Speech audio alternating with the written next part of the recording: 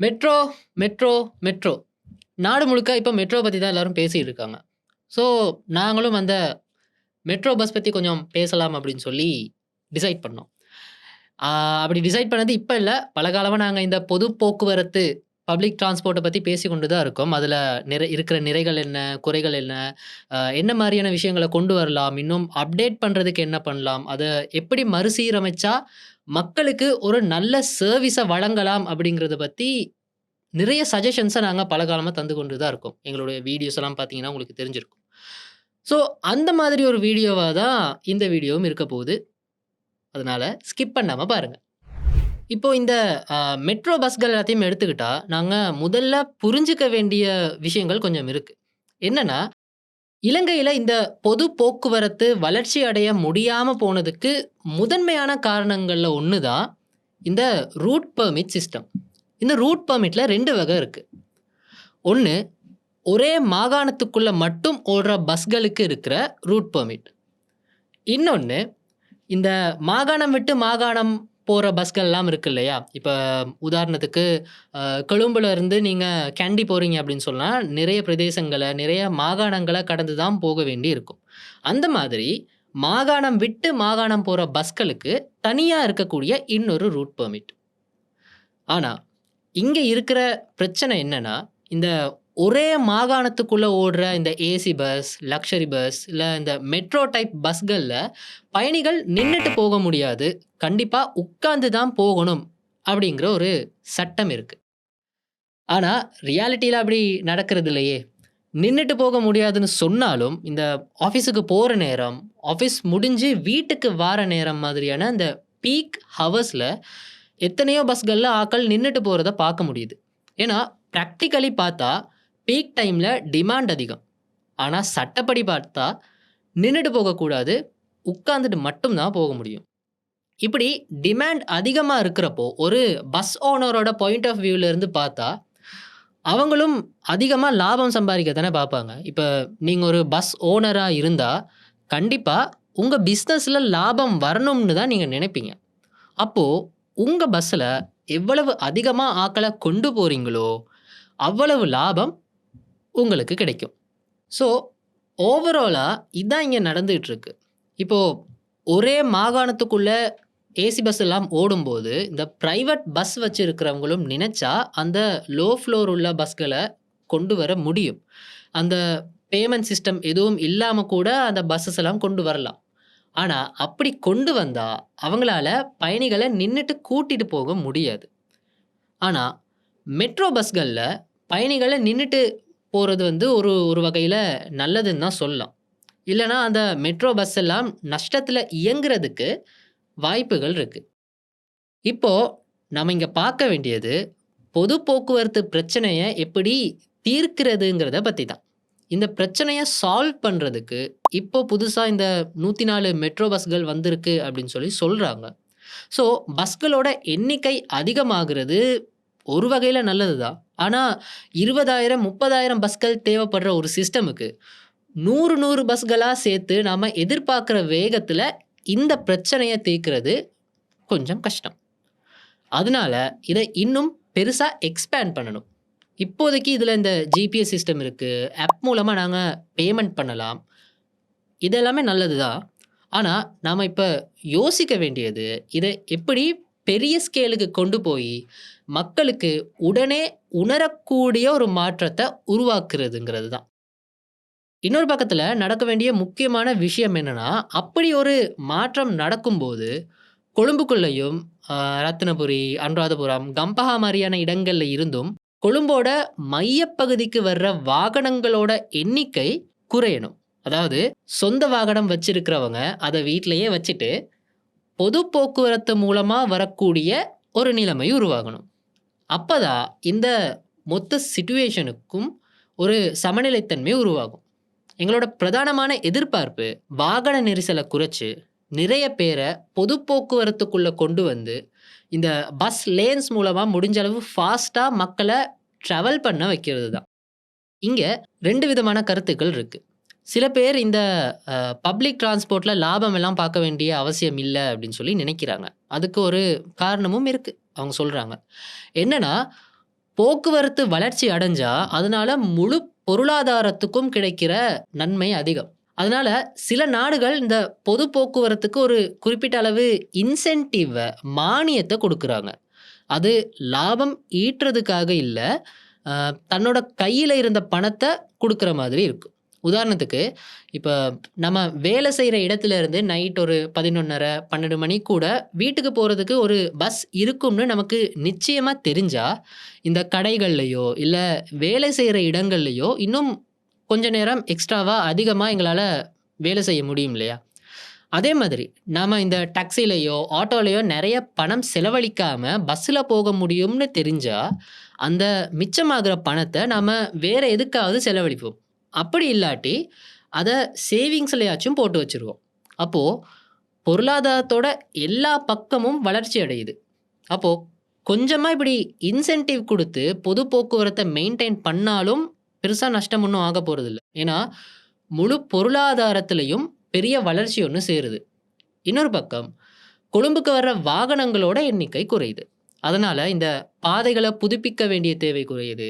அப்புறமா இந்த எரிபொருள் பயன்பாடு குறையுது. மக்களோட கையில கொஞ்சமாவது பணம் மிச்சமாகுது.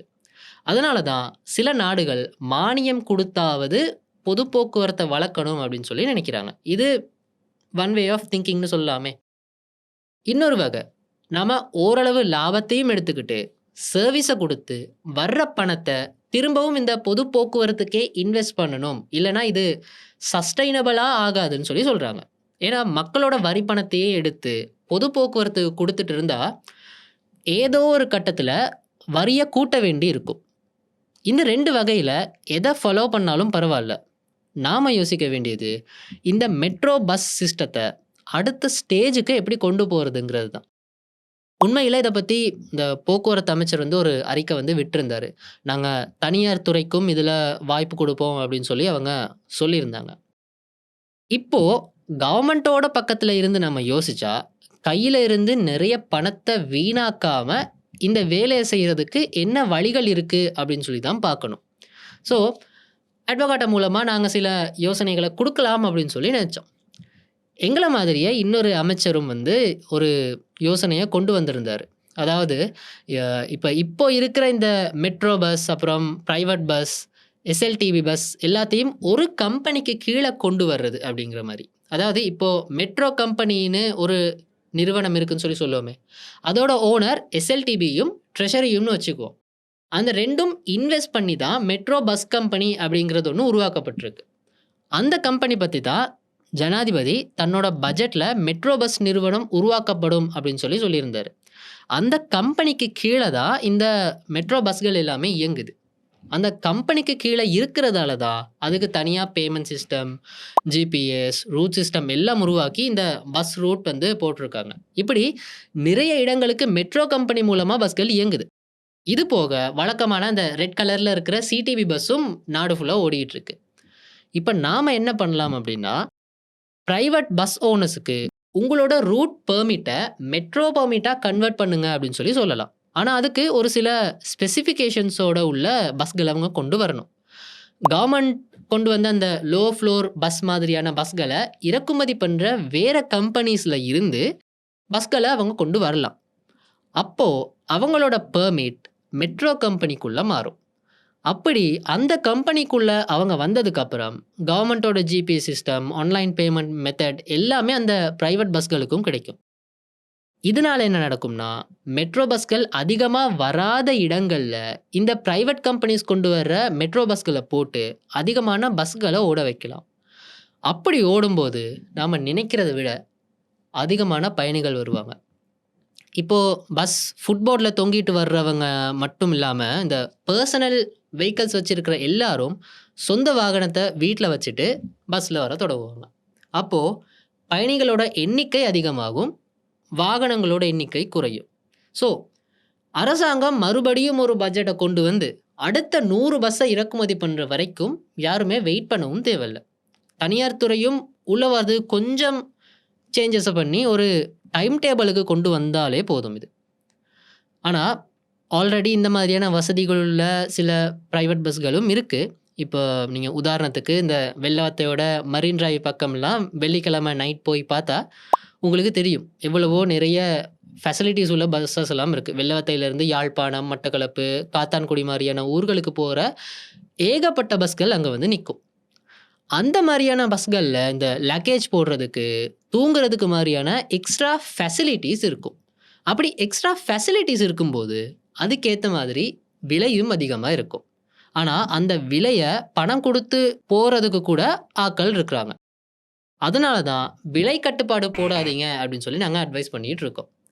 இந்த மெட்ரோ மாதிரி சாதாரண சேவைக்கு ஒரு ஃபார்முலா வச்சு விலைய நீங்க தீர்மானிக்கலாம். ஆனா, எக்ஸ்ட்ரா வசதிகள் தரும்போது, மக்கள் அதுக்கான பணத்த குடுக்குறதுக்கு தயாரா இருப்பாங்க.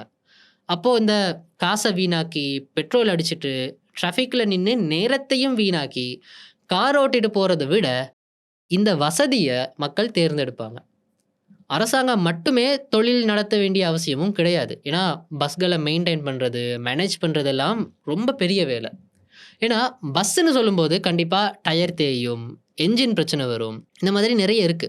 ஸோ, அதனால சப்ளைய தான் நாங்க அதிகப்படுத்தணும். இன்னொரு பிரச்சனை என்னன்னா, இந்த மெட்ரோ பஸ் வர்ற இடத்துக்கு நான் ரொம்ப தூரம் நடந்து போக வேண்டி இருக்கு அப்படின்னு நிறைய கமெண்ட்ஸ் எல்லாத்தையும் நான் பார்க்கக்கூடியதா இருந்தது. உண்மதான். மெட்ரோ பஸ் வந்து நம்ம வீட்டு வாசலுக்கே வந்து நிக்காதுல்ல. அதுக்கு ஒரு சொல்யூஷனா இந்த மெட்ரோ பஸ் சிஸ்டத்த Uber, Pick.me, Helago மாரியான ரைடிங் ஆப்ஸோட ஜாயின் பண்றத சொல்லலாம். நிறைய பேர் இப்பவே இந்த Uber, Pick.meல ஆன்லைன் பேமெண்ட்ஸ் எல்லாம் பயன்படுத்துறாங்க. அப்போ மெட்ரோ ஜிபிஎஸ் சிஸ்டத்த Uber, Pick.meயோட கம்பைன் பண்ணா, வீட்டு வாசல்ல இருந்து மெட்ரோ பஸ் ஸ்டாண்டுக்கு ஒரு ரைட், அங்கருந்து மெட்ரோ பஸ், அப்புறம் இறங்குன இடத்திலிருந்து போக வேண்டிய இடத்துக்கு இன்னொரு ரைடுன்னு இந்த 3யுமே ஒரே ஆப்ல எங்களால கோஆர்டினேட் பண்ண முடியும்.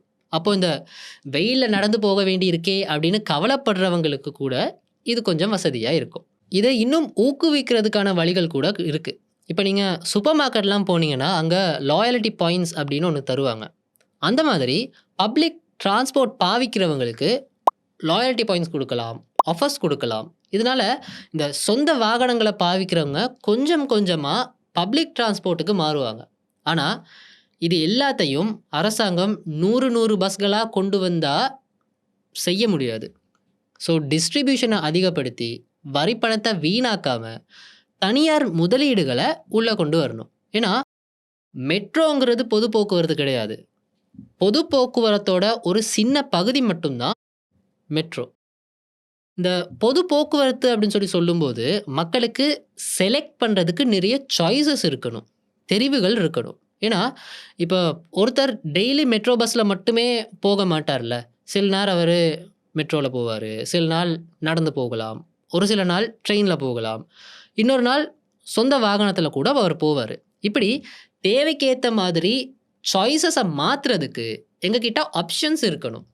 ரோட்ல நடைபாதைகள், cycle lanes, train stations, even எங்களோட சொந்த வாகனங்கள கூட இந்த பஸ்களோட ஜாயின் பண்றதுக்கு வசதிகள் இருக்கணும். அப்படி பெர்சனல் வெஹிக்கிள்ஸ் பாவிக்கிறதா இருந்தா, அதெல்லாம் கம்பைன் பண்ணா இந்த கொழும்புக்குள்ள வர்ற வாகனங்களுக்கு நெரிசல் கட்டணம்னு சொல்ற கன்ஜெஷன் பிரைசிங், அப்புறம் பிரைவேட் பார்க்கிங் மெத்தட்ஸ வந்து கொண்டு வரலாம். பப்ளிக் டிரான்ஸ்போர்ட்னு ஒட்டுமொத்தமா பார்க்கும்போது, இந்த மாரி சின்ன சின்ன விஷயங்களையும் நாங்க கவனிக்க வேண்டி இருக்கு. அப்படி இல்லாம, ஸ்டேஷன புதுப்பிக்கிறது, இந்த பஸ் ஸ்டாண்ட கட்டுறத மட்டுமே பண்றது, எங்களால உணரக்கூடிய மாற்றங்கள கொண்டு வராது. இந்த மெட்ரோ பஸ் சர்வீஸ் உண்மையிலேயே ஒரு நல்ல ஆரம்பம் தான். ஆனா, அதோட ஸ்ட்ரக்சர இன்னும் கொஞ்சம் சேஞ்ச் பண்ணா மட்டும் தான் பெரிய மாற்றம் வரும். ஏன்னா, எங்களுக்கு இருக்கிற தேவைக்கு இந்த சின்ன சின்ன அடிகளா எடுத்து வச்சா, காலம் போக போக பஸ்கள் எல்லாம் பழசாகி பழையபடி மோசமாயிரும். ஸோ, இந்த டிரான்ஸ்ஃபர்மேஷன் கொஞ்சம் வேகமா நடக்கணும். அதுக்கு தனியார் சேவைகள பயன்படுத்தணும். அதே நேரம், இதெல்லாம் வேணாம்னு சொல்ற பிரைவேட் பஸ் ஓனர்ஸ் கிட்ட இருக்கிற அந்த மொனோபோலிய உடைக்கிறதுக்கு சரியான வழி, காம்படிஷன உருவாக்குறது தான். இதுக்கு நல்ல உதாரணம் ஸ்ரீலங்கா டெலிகாம். ஒரு காலத்துல லேண்ட்லைன் ஃபோன் வாங்குறது எவ்வளவு கஷ்டமா இருந்துச்சுன்னு உங்களுக்கு ஞாபகம் இருக்கலாம். ஈவன் வருஷக்கணக்கா வெயிட்டிங் லிஸ்ட்ல கூட இருக்க வேண்டிய டைம் இருந்துச்சு. ஆனா, சிடிஎம்ஏ ஃபோன்ஸ் வந்ததும் அந்த ஏகபோகம், அந்த மொனோபொலி உடைஞ்சு போச்சு. கவர்ன்மெண்ட் மட்டும் இல்லாம, பிரைவேட் கம்பெனிஸும் சிடிஎம்ஏ குடுத்தாங்க. அதே மெத்தட தான் பொது போக்குவரத்துலயும் பயன்படுத்தணும். டெலிகாம்ல வந்த அந்த மாற்றத்தால, இப்போ கம்யூனிகேஷன் அப்படிங்கிறது ரொம்ப சாதாரண விஷயம் ஆயிடுச்சு தானே! அதே மாதிரி பொது போக்குவரத்தையும் மாத்துறதுக்கு எங்களால முடியும். ஸோ, ராகம, கம்பா, மாலபே, பத்தரமுல்ல, ஹோமாகம, மொரட்டுவ, மாரகமையிலிருந்து வந்து ரோட்டுல அந்த நேரத்தையும், வாழ்க்கையையும் வீணாக்குறத விட, வேகமாவும், சௌகரியமாவும் வந்து வேலைகள செய்றதுக்கு பொது போக்குவரத்துல கண்டிப்பா இன்வெஸ்ட் பண்ணணும். அதுக்கான மாற்றங்கள் வருமா? இல்லையான்னு நீங்க கமெண்ட்ஸ்ல சொல்லுங்க. இந்த வீடியோவ லைக் பண்ணுங்க, ஷேர் பண்ணுங்க. எங்களோட சேனல சப்ஸ்கிரைப் பண்ணுங்க, ஃபாலோ பண்ணுங்க. இதே மாதிரியான இன்னொரு வீடியோல உங்கள சந்திக்கிறேன்.